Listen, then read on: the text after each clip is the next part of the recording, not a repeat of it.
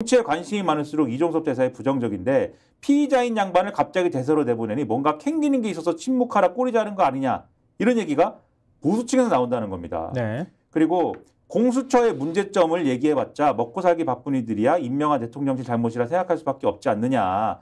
살판난 민주당의 빅마우스에 막기조차 버겁다. 우린 뭐 스몰 마우스인데 뭐 이렇게 얘기를 한다고 하는 거예요. 그리고 뭐 계속 말씀드렸죠. 정권 심판론이 되살아났다. 조국당 지지를 봐라. 비례 조국당 찍으러 집 나선 이들이 지역구에 여당 찍을 리가 없지 않느냐.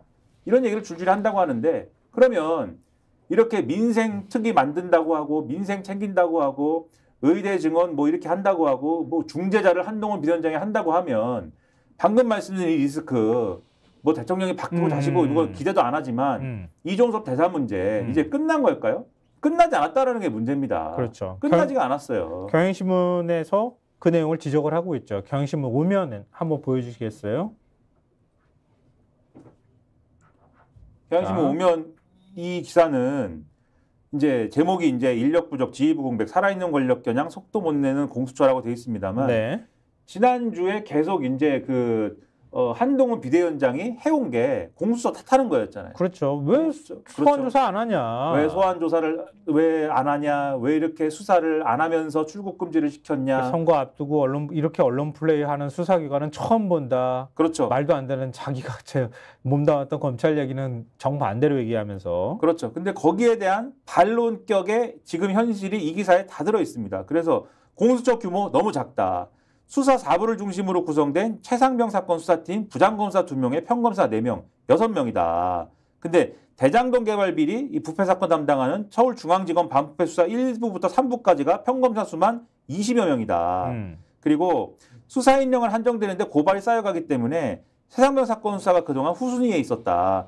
이 수사 4부의 전신의 특별수사본부 지난해 감사원 표적감사 사건에 주력했다. 이거 계속 말씀드렸습니다. 네. 그리고 이 사건은 제가 지난주에 어떤 보수 평론가님이랑 얘기를 하는데 이 사건은 아주 간단한 사건이라는 거예요. 외압이 있었는지만 확인하면 되는데 그치. 왜 공수처가 이걸 확인을 못하냐고 막 그러시는데 그러니까 아주 간단한 수사인데 네. 왜 수사를 이렇게 질질 끄냐고. 근데 이게 어떻게 간단한 수사입니까? 여기 나옵니다. 최상병 사건이 감사원 표적감사 사건과 함께 살아있는 권력을 겨냥한 것이라는 점도 수사가 속도감 있게 진행되지 못하는 배경으로 지목이 된다. 살아있는 권력을 수사하는 게 어떻게 간단한 수사입니까? 그렇죠? 그리고 공수처 지휘부의 공백도 영향을 미치고 있다.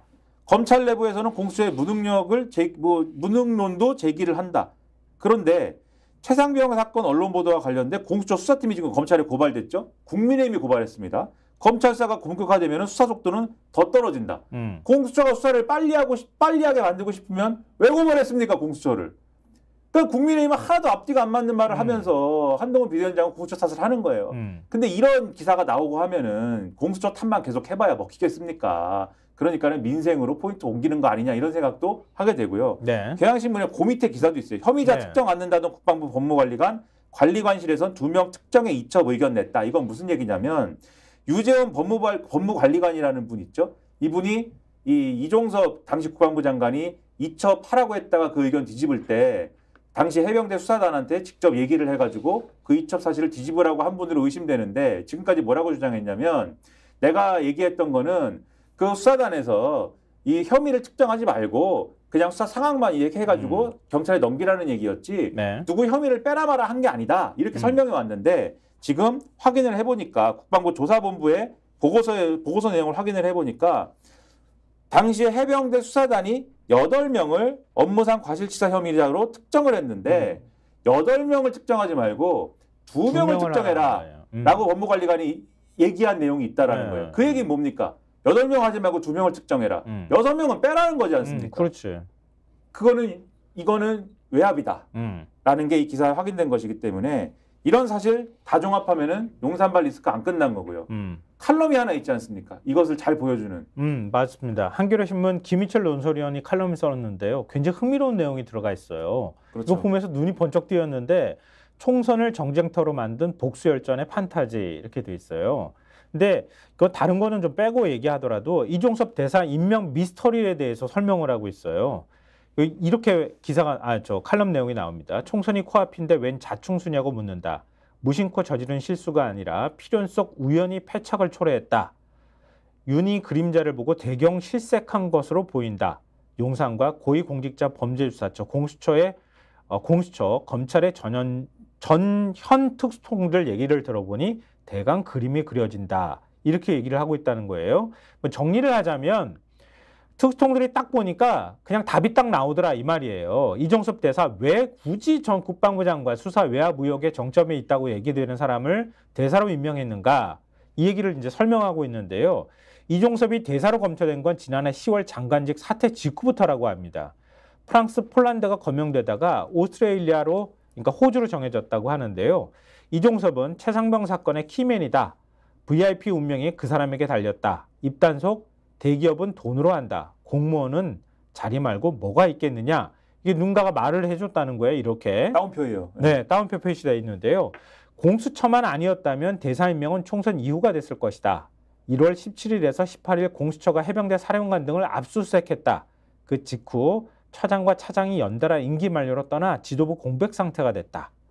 그러니까 수사팀의 독자적으로 행동 공간이 열리면서 수사가 진척될 수 있는 상황이었는데 문제는 수사팀엔 친윤이 전무했다고 합니다. 그러니까 대통령실은 수사 상황을 잘 몰라서 답답해했다고 합니다. 그러면서 이제 또 코멘트가 나오는데요. 판례에 비추어 이종섭의 행위 중 최소 2가지는 직권남용이 된다. 경찰에 보낸 기록 회수와 누구누구는 빼라는 지시. 이거는 이제 코멘트로 돼 있는데요. 관련자 진술도 이미 많이 확보가 됐다고 합니다. 그러니까 이종섭의 지시가 자이냐 타이냐를 밝히는 문제만 남아있는데 또 총선 전에 이종섭의 구속영장이 청구되지 않을까 지레 짐작을 한 것 같다. 이거 대통령이 했다는 얘기가 되는 거예요. 검사라면 당연히 입고 구속하려고 했을 테니까 이게 이제 누구 관계자가 얘기를 해줬다는 말이라는 겁니다. 그러니까 일단 구속되면 열의 9은 심적 동요를 일으킨다. 수사를 많이 해본 사람들은 이렇게 얘기를 한다는 거예요.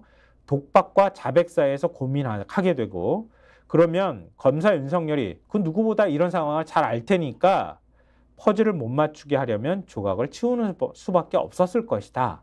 이렇게 해석을 한다고 하는 거예요. 그러니까 지금 얘기 나오는 것처럼 공수처가 어떻게 수사할지 몰라서 불안해 죽겠는데 전전긍긍하는데 이종섭에 대해서 덜컥 구속영장 딱 쳐버리면은 이종섭 그렇죠. 붙잡아 놓고 나 윤석열 검사였다면 당연히 저거 구속치고 그리고 막 수사하면 이종섭은 불사람이다. 결국 불 수밖에 없을 테니 자리 줘서 퍼즐 딴 데로 치워버리는 거 외에는 달리 방법이 없었을 것이다. 라고 하는 얘기를 전현직 특수통들이 그리고 뭐 이런 사람들이 하더라라고 칼럼에 어떤 사람이 썼다는 얘기를 저희가 전해드린 겁니다. 네, 저희가 소설을 쓴 게 아니라 간접 인용을 지금 하고 있는데 네. 결국 맥락은 다 아마 구독자분들께서 이해하셨을 것 같아요. 그러니까 이거 하나로 모든 걸 다 설명해 주는 거라고 생각해요. 이게 이 사태의 본질이다. 그러니까 이거 넘어가려고 지금 이거 치우려고 의대 증언의 무슨 갈등 해결의 중재자로 한동훈 비대위원장이 오늘 떠올랐다라는 게 오늘 신문의 일면들의 본질이다 이런 말씀입니다. 그러니까 결국은 의료개혁 문제, 공공의료 중심의 의료개혁을 하기 위해서 의사 증언도 필요하지만 이렇게 2,000명씩 터무니없이 증언하려고 하는 것 여기에 대해서 의사들이 반발하는 거고 결국 의사들 늘린다 하더라도 실질적으로 국민들이 의료 혜택을 볼 수 있도록 하는 방법들에 대해서 별로 고민하는 흔적은 보이지 않고 그렇죠. 지금 선거 2주 앞둔 상황에서 뭔가 짜잔하면서 문제를 해결할 것처럼 하지만 결국 해결 가능성이 별로 없는 상황이다. 지금 상황으로만 본다면 결국 쇼다. 이런 결론으로 갈 수밖에 없는 거네요. 허무하네요. 네. 오늘 그러면 우리가 신문을 처음부터 끝까지 의대 증언 문제 한동훈 비대위원장이 중재자를 자처하고 대통령이 결단을 한 것처럼 비춰지고 있지만 실제로는 본질 가리기에 불과하다. 이렇게 결론 맺을 수가 있겠네요. 스픽스는 말하는 언론입니다. 대세는 유튜브, 그중에서 스픽스. 좋아요, 댓글, 구독, 알림 설정.